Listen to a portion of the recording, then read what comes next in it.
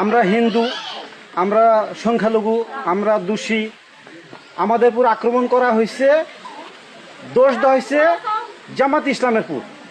দেখেন, জামাত ইসলামের পুরে দোষ দেওয়া হয়েছে। আমি দর্শনাথ, আমার বড়দা হয়তো আপনারা চিনেন, আমার বড়দা হচ্ছে বিশ্বনাথ দাস। আপনাদের যদি কোনো রকম সমস্যা হয়, আমি তো আপনাদের ছেলের মতো, ভাইয়ের মতো, যদি ওনাদের সাথে কথা বলতে ভয় লাগে আমাকে বলবেন।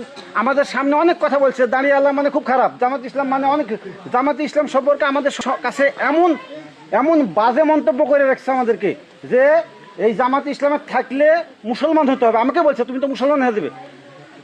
আমি মুসলমান হতে চাইলেও ওনারা আমাকে মুসলমান করবে না, কারণ ওনারা ধার্মিক।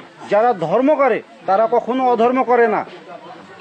তো আমার একটা কথা, যে আমরা ধরেন আওয়ামী লীগ দেখছি, বিএনপি দেখছি, জাতীয় পার্টি দেখছি, আমরা একবার দেখি খারাপ মানুষগুলোকে দেখি।